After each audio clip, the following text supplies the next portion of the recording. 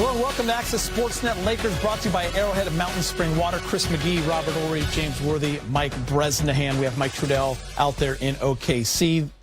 OKC gets the win. They punished the Lakers in the paint, 56-32. They also turned 19 turnovers into 29 points. Remember, at the half, that was 12 turnovers into 20 points. So the Lakers did a much better job with the basketball, but still, that's too many. But I got to start with this. The Lakers were up 108-107 with 7 minutes and 40 seconds left in that game after a Luka Doncic bucket. Luka then yells at a fan, gets his second technical of the game. He's kicked out.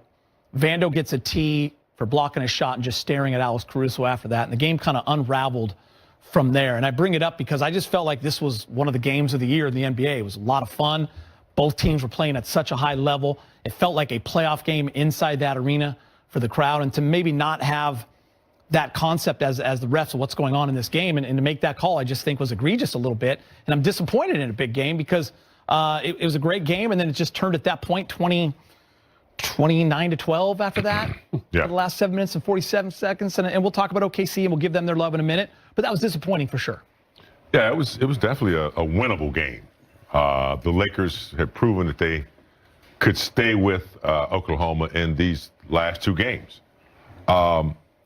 As a team, you know, I think you got to be aware of the rules. Like the stare down, if you can't stare down somebody, that's a technical. Luka has a reputation, obviously, of talking to the referees a little too much, and he was looking right into that referee's direction. That's unfortunate. I think a referee has to know when a star player has a technical foul. It's got to be really, really bad to toss him out of the game. I didn't like the second tech on Luka, and I'm sure the Lakers are going to try to rescind it or talk about it. But the game was lost with the turnovers, Steve. A lot of turnovers. And I just think, they were right there until this man got thrown out of the game. So he's got to be careful, whether it was fair or not. He's got to be careful about how he, controls himself on the floor. Luka's a very emotional player. He's one of the guys. He's a Rasheed Wallace this day and era. He's going to get a lot of text calls. And I think for me, he has to understand the importance he is. Because think about it. I don't know how many texts he has. Stat guy, you can 14. probably say 14. One more, he's suspended for a game, right? Two more. So you got to understand who you are and your importance. I know it's down the stretch, but does that carry over into the playoffs, though? Okay, so you got 3 games left, so just be careful in the text because you never know. Anything can happen these last 2 games, so be conscious of who you are at all times. As a player, does that bother you? That those calls were made? It bothers me because even the first team. You look around the league and I was at that Golden State Laker game and you see the way Draymond talks to refs. Exactly. And the way he is demonstrative with his actions around the ref. And they cower at him. They're scared of him instead of teeing up. That's the thing where he's just talking trash to someone, not even to the ref, and he throws him out. So for me, that's what players always want. We want everyone, no matter who you are. I get it. There'll be gonna be some guys that get called other guys, but still though, when it comes to motions like this, you have to keep it fair around the league because now you just look at this and you compare it to Draymond or anybody else that talks crazy to a ref. This is just not right. And I think, Brez, like the fan in me got upset because I was loving this game as a fan of the NBA. Obviously, Lakers too. It was just so high level, and you don't always get that, right? So many times when they play games, people are sitting out or this. It's the big complaint, right? But everyone healthy, everyone playing. Playoffs are right around the corner. It just had a lot of meaning, especially with the way the Lakers handled them 2 nights ago. Just have a little, a grasp on what's going on in the game. Yeah, I mean, definitely maybe a misinterpretation by the referee. Luka definitely turned his direction and yelled, but he was yelling past the referee to a fan who is apparently antagonizing him. That's really what Luka's reaction to me proved, that he did not mean to yell at the ref. I think Luka's smart enough that he's got 1 tech. You've got to realize that. The problem for him is he's played 48 games this year. He has 14 technical fouls. That's a lot, When you pick up that first technical foul in the first half, James, you've got to say, okay, I'm a very spirited player. I'm a very physical player. I'm emotional. I'll get on the refs. I'll get on the opposing team. Maybe I'll get on my own teammates every once in a while. And I think he forgot that he already had that one tech. And even though he wasn't yelling at the ref directly, it certainly appeared that way. We'll see what everyone says in the post-game breakdown. But disappointing. Fun game. And as Stu said at the very end of the broadcast, the Lakers definitely served notice. That this team, this almost record-setting team, they've been destroying people by 12, 13 points a game on average. Lakers are right there with them. To me, they're clearly the top two teams in the West. Yeah, I mean, I was hoping we would kind of have something different to talk about because I just love the way that the Lakers kind of go, huge underdogs in terms of the line. SGA's getting refereed. We knew he would get over 10 free throws. He did. And the Lakers took every punch they had, big game, every single punch they had. And we're throwing them right back. Given the fact how many times the Lakers turned the ball over, how much Oklahoma scored in the paint, Lakers only had 6 fast break points. You would think that would be a losing occasion, but they're good enough to stay close and find other ways to score, hitting the 3-ball. But, I think I think it was a winnable game. I actually thought the way the game was flowing, I thought we were going to win this game because they couldn't move away from us. And we had players that could score. So it's just one of those games, you got to throw it out now, throw it out the window, and just, talk less and play more. Yeah. And Rob, listen, you live and die by it sometimes. Lakers had 18 threes going to that fourth quarter. I'm already thinking they make 5. They got a franchise record. They beat it from the night before. They didn't hit any threes in the fourth. They also struggled from the free throw line a little bit. They struggled from free throw. Austin Reeves missed 3 in a row. I think it was a 3 out of 4. But for me, when you look at the totality of the game, look, OKC had 24 more shots than the Lakers. Wow. 24 more shots. And so you think about the turnovers, you think about the Lakers, which was shocking, shot more free throws than the Thunder. So for me, if you're an opposing player, I'm worried about the Lakers because they tied us in every category. They beat us in the one that we usually beat people in free throws, and we need a little help from that 6th man to win this ball game. And for me, it's just, when you say good losses and bad losses, everybody thinks there's no such thing that all losses are bad. But you can take something away from this. And the Thunder are going to we got to go to the drawing board because we have no answer for these Lakers. If Luka's in this game, we don't they don't turn the ball over. We saw what happened to us in the first game. So I think also, not just, sometimes you think about the opponent you playing, I think around the league, people will take a nose like, oh, only team they lost to down the stretch was Golden State, but people take notice of the Lakers. Got to give a lot of credit to the way OKC played as well. Williams with 26, Dort with 17, but also SGA set the tone. He was attacking Brez from the get-go. He had 42 points, got to the line 11 times. He also hit 5 threes, so much different game for SGA here in the second time around. Yeah, obviously right now he is the leader in the clubhouse for the MVP vote. It's a 2-horse race, according to Vegas. Jokic second place, but and when you watch SGA like tonight, this is why you say, okay, this guy probably should get it. His team's very good. They have a high-powered offense. They force a lot of turnovers. What we saw tonight, we didn't see the other night from OKC in their 27-point loss to the Lakers. Tonight, what they do, they're number 1 in causing turnovers in the league, number 1 in converting those into points in the league. We saw that tonight. This is much more of an OKC game than 2 nights ago. And again, that's why it's disappointing that it couldn't end with all the main characters on the court. It would be fun to see what Luka and the Lakers could do. Keep in mind, no Rui Hachimura tonight. So the Lakers a little shorthanded, James, and they still were pretty physical, I thought. I was impressed by what they did there. You missed Rui with the size. You missed Rui for sure. Yeah. And by the way, no emotional let-up in sight. Where's Luka playing tomorrow night? In Dallas, his return home to his old team. Yeah, it was 108-107 with 7 minutes and 40 seconds left. And man, you watch some of these NBA games, and it's like any other night, right? But that Lakers-Thunder game the other night, yeah, that one had a totally different feel to it. Oh, for sure. Like playoff energy, for sure. You could cut the tension with a knife. It really felt like the playoffs had already started. And you know what really got everyone talking? What's that? That whole sequence where Luka Doncic gets tossed. I actually sent you that YouTube transcript, right? Yeah, you did. James Worthy reacting to it all. Yeah, exactly. James Worthy, breaking it down on the 4K Walking channel. And, his reaction, everyone's reaction, really, it just shows how much that ejection, that one call, it just changed the whole game. I mean, it was a huge turning point, that's for sure. Absolutely. So for this deep dive, we're going to break down all the craziness that went down in that Lakers Thunder game. Yeah, let's do it. We're going to look at why it got so heated, why people are still talking about it, and what it says about, the NBA, the refs, and how these guys handle the pressure cooker. Yeah, because there really was a pressure cooker out there. Totally. So let's go back to the moment, right? Set the scene for us. All right, so picture this. 7 minutes and 40 seconds left on the clock.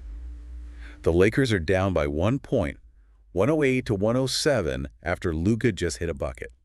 Okay, so it's tight, still anyone's game. Absolutely. Tight game, high-level play from both sides. It was the game of the year so far, everyone was saying. Yeah, I heard that too, and then boom, everything changes. Right. It's like a 1-2 punch. Luka gets his second technical for yelling, I guess, at a fan. Yeah. And he's out of there. Ejected.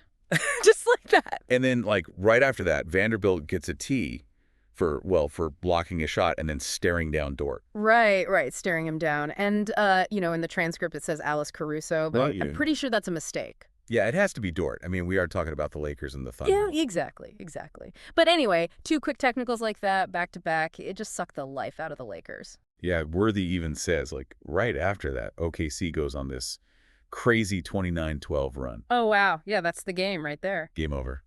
I mean, it went from a 1-point game to, a blowout. It really shows you how much power the refs have. They can completely change the game with one call, especially when it's a star player getting ejected. And, James Worthy, he doesn't hold back. He called the Doncic ejection, egregious. Yeah, strong words for sure. It sounds like he really thinks the refs messed up, especially in a close game like that. Well, yeah, you got to think, if it's a blowout, maybe it doesn't matter as much. But when it's this close, this late in the game, every call is magnified. Exactly. Every call is magnified. And I think Worthy's point is, you got to have a different standard, especially for star players in tight games. Right. And Vanderbilt getting teed up for the stare down? I mean, that's in the rule book. Yeah, that one's pretty clear cut. But Doncic, it's was it really ejection worthy? Yeah, that's the big question, right? Did he deserve to be thrown out? Because, Worthy says, look, Doncic, we know he likes to talk to the ref. He's got a bit of a reputation. Exactly. He's known for it. But Worthy's saying, if you're going to eject a guy who already has a technical, it's got to be for something really bad. You got to be absolutely sure. Right. And yelling at a fan, even if the ref thought it was at him. Which, who knows? Yeah, exactly. That's not really, worthy of an ejection in that situation, according to Word, Well, and it's interesting, right? Because it raises that question.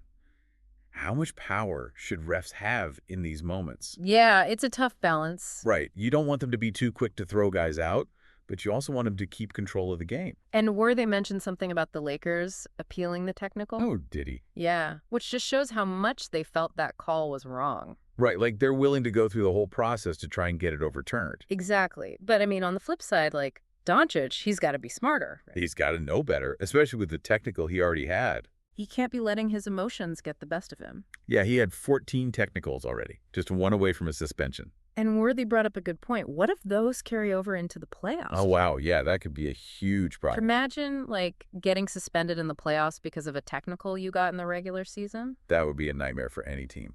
Yeah, seriously. And, Worthy said something else that I think a lot of fans feel too. What's that? It's the rules, they aren't always applied the same way across the league. Oh, yeah, that's the inconsistency, right? Yeah, he compared Doncic to Draymond Green. Oh, interesting comparison. Draymond, he's always in the ref's ear. Oh, yeah, for sure. And it seems like he gets away with a lot more. So Worthy's basically saying there's a double standard. It kind of feels that way sometimes, right? It does, and it's tough because, you want the same rules to apply to everyone, regardless of who they are. Yeah, that's only fair. And there's another thing, too, right? Doncic apparently said he wasn't yelling at the ref, but at a fan who was giving him a hard time. Oh, so it's a misunderstanding. That's what he's saying. And Worthy seems to think that could be true. The arena is loud. The ref might have just misheard. It happens. But at the same time, come on. Doncic just got to know better. He already has a technical. He can't be yelling at anyone, fan or ref. Yeah.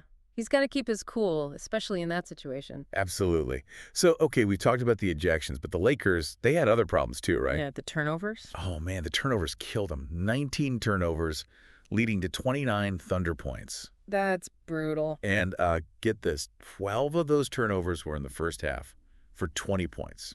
Wow. So they really gave the Thunder a head start. They did, and even though they cleaned it up a bit in the second half, you can't spot a team that many points, especially a team like OKC. Yeah, it throws your whole game off. It does. You Yeah. spell your own offense, give them easy buckets. It's just a killer. But even with all that, they were still in the game until those technicals. Yeah, I mean, you got to give them credit. They fought hard. They did. They were resilient, but SGA, he was just unstoppable. He was on fire, 42 points, 11 free throws, 5 threes. He set the tone from the beginning. Yeah, right out of the gate, he was aggressive. And the transcript pointed out something interesting. The Thunder took 24 more shots than the Lakers. That's a big difference. But the Lakers actually shot more free throws. Oh, that's weird. Hmm? What do you think that says about their game plans? I don't know. Maybe the Lakers were better at drawing fouls in the half court.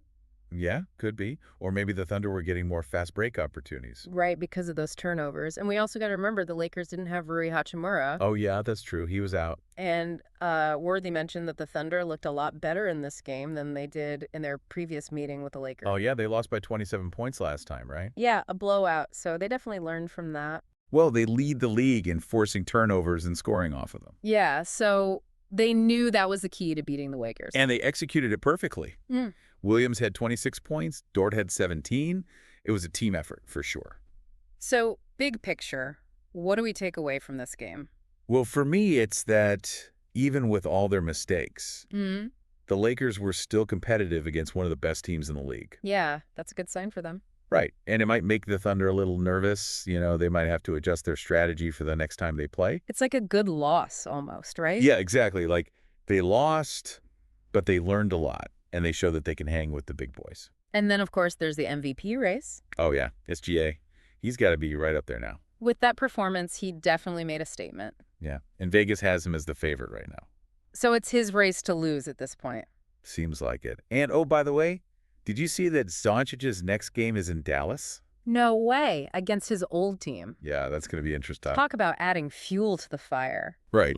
After that ejection, you know he's going to be fired up. Yeah, that's going to be a must-watch game for sure. He definitely. So, all right, let's wrap this up. This Lakers-Thunder game, it was intense, it was controversial, and it showed us how much one call can change everything. It's a reminder that the NBA is about more than just the players. It's about the refs, too. And for those of you listening who, saw the reactions and wanted to dive deeper, hopefully this has given you a better understanding of what went down. Yeah, we broke down the calls, the different perspectives, and the whole context of the game. And it just goes to show the NBA is full of these stories, these moments that keep us coming back for more. And to leave you with something to think about, we talked about how much power refs have. Yeah, that's a big one. So the question is, how much leeway should they give star players, especially late in close games? That's a tough one. Yeah, like, do you let them get away with more because they're the stars? Or do you hold them to the same standard as everyone else? And then there's the fans, right? Yeah. How does the fan experience factor into all of this? It's something to think about. All right, that's it for this deep dive. Thanks for listening. See you next time.